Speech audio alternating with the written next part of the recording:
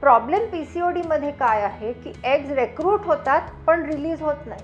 म्हणजे हे अंड रिलीज न होता हे सायकल बाय सायकल ओव्हरीमध्ये ट्रॅप व्हायला लागतात आणि ह्या ट्रॅप्ड अंड्यांमध्ये जेव्हा मेल हॉर्मोन अडकतो त्याच्यामुळे मग मुलींना चेहऱ्यावरती मुरमं येणं किंवा हनवटीवरती किंवा अप्पर लिपवर केस येणं, ब्रेस्टवरती केस येणं, बेंबीखाली केस येणं, पिरियड इरेग्युलर होणं असे सगळे प्रकार घडतात. लॅक्टेशनमुळे पिरियड न आल्यामुळे कधीकधी युट्रसची लायनिंग जी आहे ही जाड व्हायला लागते आणि लॅक्टेशन पिरियडमध्ये पेशंट्सना कधीकधी ह्याच्यामध्ये गर्भाशयामध्ये पॉलिप येऊ शकतात. पॉलिप म्हणजे द्राक्षासारख्या ग्रोथ्स युट्रसच्या लायनिंगमध्ये येतात आणि पेशंट्सना हेवी ब्लिडिंग सुरू होतं. एक लक्षात घ्या की कुठल्याही मुलीला जिला पीसीओडी डिटेक्ट होतं तिला थंब रूलप्रमाणे एक तर थायरॉईड किंवा प्रोलॅक्टिन किंवा दोन्हीही इम्बॅलन्स असणं शक्य आहे. तर जेव्हा पण एखादी फर्टिलिटी करता कपल येतात आणि म्हणतात हिला पीसीओडी आहे तरी पण इट इज इक्वली इम्पॉर्टंट की त्या पुरुषाची पण आपल्याला सिमेंट टेस्ट आणि त्यांची सेक्शुअल हिस्ट्री म्हणजे आठवड्यातून ॲटलिस्ट 3दा त्यांनी अनप्रोटेक्टेड संबंध 1 वर्ष ठेवून सुद्धा जर का त्यांना गर्भ राहिला नसेल तरच आपण त्यांना इन्फर्टिलिटी म्हणून ब्रँड करतो. जर काही कारणाने एखादी बाई म्हणली की माझे पिरियड जाऊन ऑलमोस्ट 30 वर्ष किंवा 15 वर्ष झालेले आहेत किंवा 10 वर्ष झालेले आहेत आणि आता मला ब्लिडिंग आढळतं आहे म्हणजे तिची युट्रसची लायनिंग अबनॉर्मली थिक होती आहे किंवा तिथून काहीतरी ब्लिडिंग होत आहे आणि अशा बायकांना लवकरात लवकर आपल्याला तपास करून घेणं जरुरी आहे. नाहीतर ह्यांना युट्रसच्या लायनिंगचा रोग म्हणजे युट्राइन लायनिंगचा कार्सिनोमा, एंडोमेट्रियल कार्सिनोमा हा होऊ शकतो. नमस्कार. बऱ्याच दिवसानंतर आपण परत एक व्हिडिओ घेतोय आता आणि परत पीसीओडी करता खूप क्वेरीज होत्या म्हणून आज आपण परत पीसीओडी बद्दल बोलणार आहोत. पॉलिसिस्टिक ओव्हेरियन डिसीज किंवा पीसीओडी म्हणजे हे असा एक हॉर्मोनल इम्बॅलन्सचा प्रॉब्लेम आहे जो ऑलमोस्ट 4 मुलींमधून एका मुलीमध्ये आढळले जातो.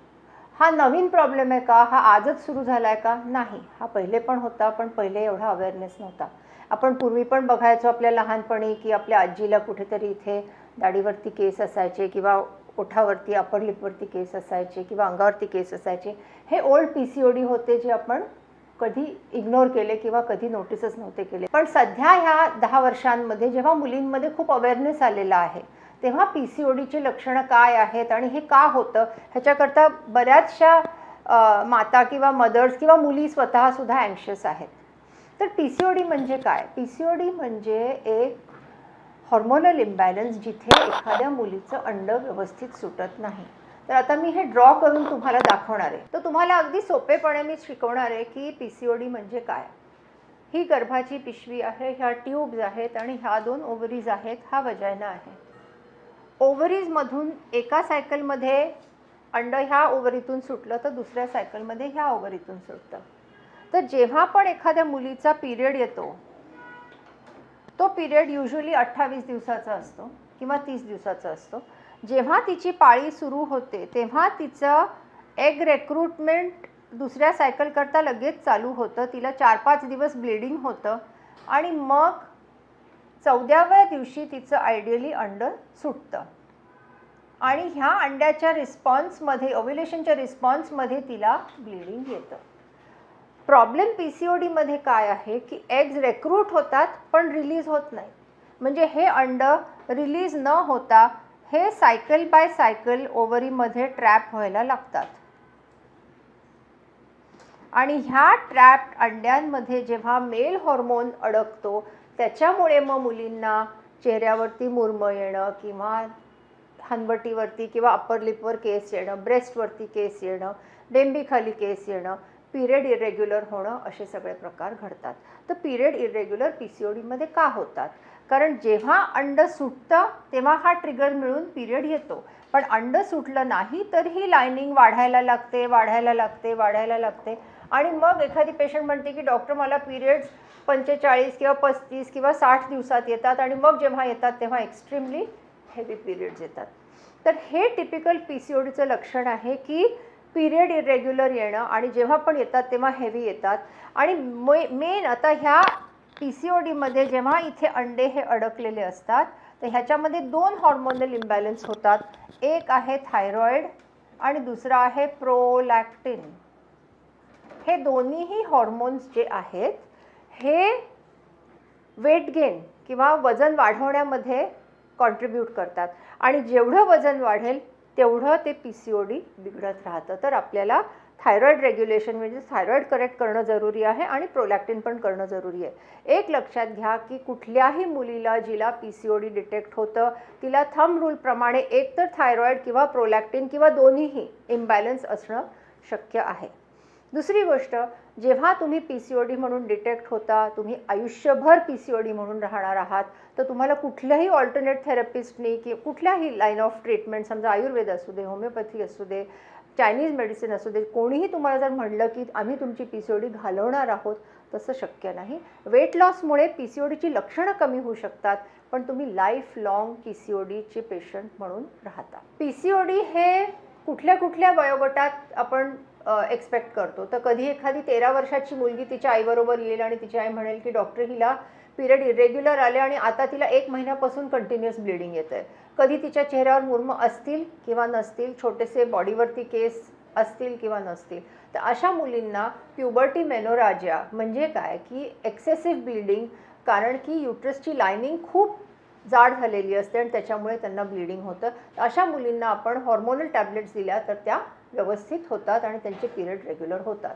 ह्यांना बाकीचे पण सपोर्टिव्ह ट्रीटमेंट द्यावी लागते. म्हणजे जर का थायरॉईड प्रॉब्लेमॅटिक असेल तर ते करेक्ट करावं लागतं, जर प्रोलॅक्टिन हाय असेल तर ते करेक्ट करावं लागतं, आणि जर अनिमिया म्हणजे खूप ब्लिडिंग झाल्यामुळे जर का ब्लड लॉस खूप झाला असेल तर अनिमियासुद्धा करेक्ट करावा लागतो. आपल्याकडे हेवी ब्लिडिंगची बाकीची पण कारणं असतात. तर समजा काही कारणांनी तापामुळे प्लेटलेट्स लो होऊन जर का ब्लिडिंग असेल तर ते PCODचंच लक्षण आहे म्हणून नाही, पण जर ताप असोसिएटेड असेल तर बाकीचे मेडिकल रिझन्स पण बघणं जरुरी आहे.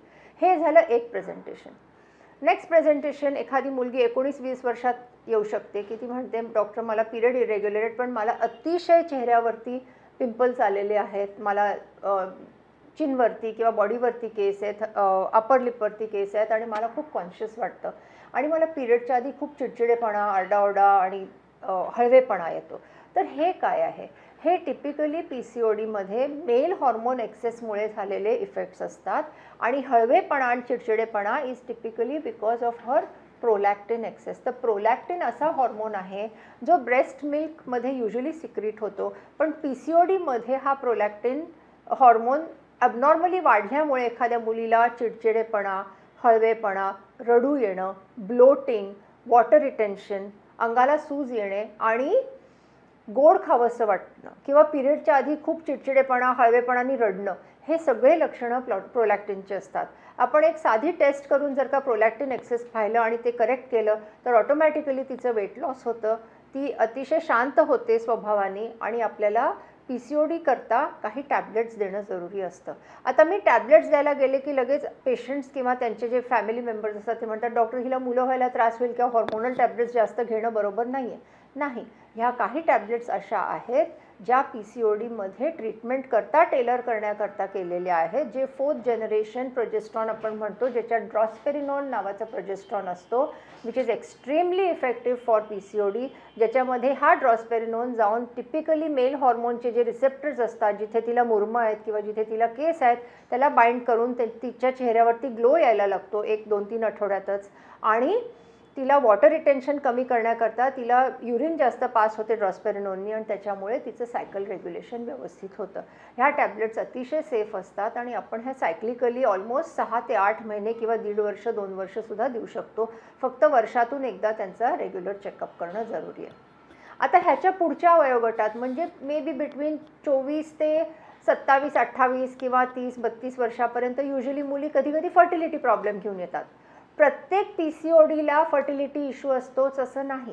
फक्त 4 ते 5% ज्या मुली असतात PCODच्या त्यांनाच कधी कधी फर्टिलिटी प्रॉब्लेम येतो आणि त्या कुठल्या असतात की ज्या खूप ओबीस आहेत, खूप स्थूल आहेत किंवा त्यांना खूप हॉर्मोनल हर्सिटिझम म्हणजे खूप अँड्रोजन एक्सेसचे प्रॉब्लेम्स आहेत. अशा पेशंट्सनाच कधी कधी फर्टिलिटी प्रॉब्लेम येतो आणि ह्या पेशंट्स करता surgery is the last resort. आम्ही कधीही त्यांना सर्जरी ही ॲडवाईज करत नाही, कारण ह्यांना जेव्हा आपण ट्रीटमेंटवरती टाकतो तर ही ट्रीटमेंट मल्टीप्रॉंग्ड असते. मल्टीप्रॉंग म्हणजे काय? पहिल्यांदा तर त्यांना प्रेग्नंट राहायचं आहे म्हणून बेसिकली फॉलिक ॲसिड आणि बी कॉम्प्लेक्सच्या टॅब्लेट्स, ज्याच्यामुळे त्यांचे अंड्यांची क्वालिटी चांगली होईल. मग 2000 साली एक नवीन ब्रेक थ्रू आला होता की जिथे अँटी डायबेटिक ड्रग ग्लायकोमेट किंवा मेटफॉर्मिन ह्या टॅबलेट्सनी जेव्हा आपण ह्या मुलींचं वेट लॉस करतो तेव्हा ह्यांचं हायपर इन्सुलिनेमिया म्हणजे जी एक्सेस इन्सुलिनची कंडिशन असते ओव्हरीजमध्ये ती कमी होते आणि ह्या पेशंट्सना भरपूर इफेक्ट होतो. तर आता डायबिटीजची टॅबलेट जर का मी 19, 22, 23 वर्षाच्या मुलीला तिची शुगर नॉर्मल आहे आणि जिला काहीच प्रॉब्लेम नाही आहे शुगरचा, ती दिली की लगेच रिलेटिव्स घाबरतात. आणि सुरुवातीला तर आम्ही प्रिस्क्राईब करताना इतक्यांदा केमिस्टसुद्धा सांगायचे की अरे तुम्हाला डायबिटीज आहे का, मग तुम्हाला ही गोळी का दिली जाते आहे. सो लाईक अँड ॲस्पिरिन, आपण कशी ॲस्पिरिन कधी जॉईंट पेनला, कधी ब्लड प्रेशरला, कधी हेडेकला वापरतो, तसंच मेटफॉर्मिन हा ड्रग 2000 साली सर्टिफाय झालेला इंटरनॅशनली PCODच्या ट्रीटमेंट करता, ज्याच्यामुळे पेशंटचं वजन कमी होतं आणि तिला कॉस्मेटिक बेनिफिट्स पण होतात आणि तिला गर्भ राहण्याकरता सुद्धा बेनिफिट होतो. ह्याच्याबरोबर कधी कधी आम्ही प्रोलॅक्टिन वाढल्यावरती कॅबगोलिन नावाची एक गोळी देतो, कॅबरगोलिन, त्याच्यामुळे सुद्धा प्रोलॅक्टिन कमी होतं आणि गर्भ राहण्याकरता इफेक्ट चांगला होतो. प्लस थायरॉईड जर का वर किंवा खाली असेल तर त्याचं करेक्शन करणं जरुरी आहे. एक लक्षात घेणं जरुरी आहे की जेव्हा फर्टिलिटी कॉन्शियस एखादी बाई येते तेव्हा आपण फक्त मुलीचाच तपास करायचा असतो असं नाही, मुलाचा पण तपास करून त्याचं सिमेन रिपोर्ट व्यवस्थित आहे की नाही, त्याचा सिमेन काउंट व्यवस्थित आहे की नाही. कारण आपल्या सोसायटीत युजली आपण फिंगर जास्त करून मुलीकडे पॉईंट आउट करतो. तर जेव्हा पण एखादी फर्टिलिटी करता कपल येतात आणि म्हणतात हिला PCOD आहे, तरी पण इट इज इक्वली इम्पॉर्टंट की त्या पुरुषाची पण आपल्याला सिमेन टेस्ट आणि त्यांची सेक्शुअल हिस्ट्री म्हणजे आठवड्यातून ॲटलिस्ट 3दा त्यांनी अनप्रोटेक्टेड संबंध 1 वर्ष ठेवून सुद्धा जर का त्यांना गर्भ राहिला नसेल तरच आपण त्यांना इन्फर्टिलिटी म्हणून ब्रँड करतो. आता मुलं झाल्यानंतर PCODचा प्रॉब्लेम संपत नाही. त्याच्यानंतर काय होतं तर जेव्हा डिलिव्हरी होते तेव्हा बायकांना आपण डिंकाचे लाडू दे, तूप दे, हे करून वजन वाढतं. वजन वाढल्यामुळे एकतर पिरियड न आल्यामुळे, कारण लॅक्टेशनमुळे पिरियड न आल्यामुळे कधी कधी युट्रसची लायनिंग जी आहे ही जाड व्हायला लागते आणि लॅक्टेशन पिरियडमध्ये पेशंट्सना कधी कधी ह्याच्यामध्ये गर्भाशयामध्ये पॉलिप येऊ शकतात. पॉलिप म्हणजे द्राक्षासारख्या ग्रोथ युट्रसच्या लायनिंगमध्ये येतात आणि पेशंट्सना हेवी ब्लिडिंग सुरू होतं.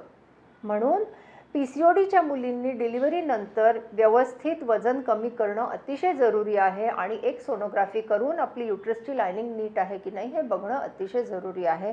जर का एखादा पॉलिप आढळला तर मग तो आपल्याला हिस्ट्रोस्कोपीनी किंवा मॅन्युअली काढावा लागतो, तो टॅब्लेट्सनी कधीही जात नाही. PCOD परत मेनोपॉजपर्यंत सुद्धा आपला पिच्छा सोडत नाही, कारण एक मेटाबॉलिक सिंड्रोम नावाचं जो प्रॉब्लेम आहे म्हणजे काय, हायपरटेन्शन, ओबेसिटी, डायबिटीज, हायपोथायरॉइडिझम, हे सगळ्या गोष्टी जेव्हा PCODमुळे वजन वाढतं आणि एखादी बाई पेरीमेनोपॉजमध्ये येते म्हणजे 45 ते 52 वर्षाच्या वयाच्या मध्ये जर तिचं वजन कंट्रोल नाही झालं तर ह्याला मेटाबॉलिक सिंड्रोम म्हणतात, ज्याच्यामुळे ती स्थूल होते. आणि मग स्थूल झाल्यानंतर ऑफकोर्स आपल्याला माहिती आहे की obesity is the mother of all problems, म्हणून मग तिला जॉईंट पेन्स होणं, पाठीत दुखणं आणि ऑफकोर्स तिच्या ओबेसिटी आणि डायबिटीज आणि ब्लड प्रेशरमुळे तिला बाकीचे पण इफेक्ट्स होऊ शकतात. तर एक लक्षात घेणं फार जरुरी आहे PCODमध्ये की कधी पण आयुष्यभर तुम्हाला वजन कंट्रोलमध्ये ठेवणं अतिशय जरुरी आहे. PCOD हे पाळी गेल्यानंतर सुद्धा आपला पिच्छा सोडत नाही, कारण ह्या बायकांना आपल्याला वर्षानुवर्ष पिरियड गेल्यानंतर सुद्धा युट्रसची लायनिंग सोनोग्राफीनी चेक करणं अतिशय जरुरी आहे आणि ही लायनिंग 2 किंवा 3 मिलीमीटर्सपेक्षाच कमी असली पाहिजे. जर काही कारणाने एखादी बाई म्हणली की माझे पिरियड जाऊन ऑलमोस्ट 30 वर्ष किंवा 15 वर्ष झालेले आहेत किंवा 10 वर्ष झालेले आहेत आणि आता मला ब्लिडिंग आढळतं आहे, म्हणजे तिची युट्रसची लायनिंग अबनॉर्मली थिक होती आहे किंवा तिथून काहीतरी ब्लिडिंग होतं आहे आणि अशा बायकांना लवकरात लवकर आपल्याला तपास करून घेणं जरुरी आहे. नाही तर ह्यांना युट्रसच्या लायनिंगचा रोग म्हणजे युट्राईन लायनिंगचा कार्सिनोमा, एंडोमेट्रियल कार्सिनोमा हा होऊ शकतो. तर थोडक्यात मी तुम्हाला पूर्णपणे 13व्या वर्षापासून ते म्हातारपणापर्यंत PCOD किती आपल्या बॉडीला त्रास देऊ शकतो हे सांगितलं आहे. पण PCOD हँडल करणं हे फार मुश्किल नाही आहे. PCOD समजणं हे इम्पॉर्टंट आहे. 4 मुलीतून 1 मुलगी जर का PCOD असेल तर हे अतिशय कॉमन आहे, ह्याच्यात काहीही घाबरण्यासारखं नाही आहे. फक्त तुम्हाला तुमच्या डॉक्टरकडे जाऊन जे तुमचे प्रॉब्लेम्स आहेत ते आयडेंटिफाय करणं, सोनोग्राफी करणं, ब्लड टेस्ट करणं, प्रोलॅक्टिन एक्सेस असेल ते करेक्ट करणं, सायकल रेग्युलेशन करता तुमच्या टॅब्लेट्स घेणं आणि थायरॉईडच्या टॅब्लेट्स घेणं हे अतिशय इम्पॉर्टंट आहे. आणि ज्यांना पण कॉस्मेटिकली खूप प्रॉब्लेम्स आहेत त्यांनी 3 महिन्याच्या ट्रीटमेंट नंतर, जेव्हा आतून तुमचे हॉर्मोन्स तुम्ही ब्लॉक करता, त्याच्यानंतर तुम्ही कॉस्मेटॉलॉजिस्टकडे जाऊन तुमचे स्किनचे जे प्रॉब्लेम्स असतील, पिल्स म्हणा किंवा ॲबनॉर्मल हेअर ग्रोथ म्हणा, त्याच्याकरता तुम्ही तुमचे लेझरची ट्रीटमेंट करू शकता. 3 महिन्याची ट्रीटमेंट घेऊन आतून जेव्हा तुमचे हॉर्मोन्स आपण कप करतो तेव्हाच तुम्हाला इफेक्ट दिसेल. नाही तर तुम्ही हॉर्मोनल टॅबलेट्स न घेताना किंवा हॉर्मोनल ट्रीटमेंट न घेताना कॉस्मेटॉलॉजिस्टकडे जात राहिलात तर तुमचे पैसे अतिशय जास्त खर्च होतील आणि तुमचे हॉर्मोनल प्रॉब्लेम्स कधी सॉल्व्ह होणारच नाहीत. तर थोडक्यात मी तुम्हाला how to live with PCOD हे एक ओव्हरव्ह्यू दिलेला आहे. ह्याच्या व्यतिरिक्त तुम्हाला कधी पण काही प्रश्न असतील तर आम्ही ऑफकोर्स तुम्हाला सर्व करण्याकरता अवेलेबल आहोत. मी रेग्युलरली हिंदुजा हॉस्पिटलमध्ये असते अवेलेबल आणि बाकीच्या कॉर्पोरेट हॉस्पिटल्समध्ये पण आहे. आणि ज्यांना पण PCODचा काही त्रास होत असेल त्यांच्याकरता आम्ही त्यांच्या सेवेत हजर हो. With that all the best. Thank you.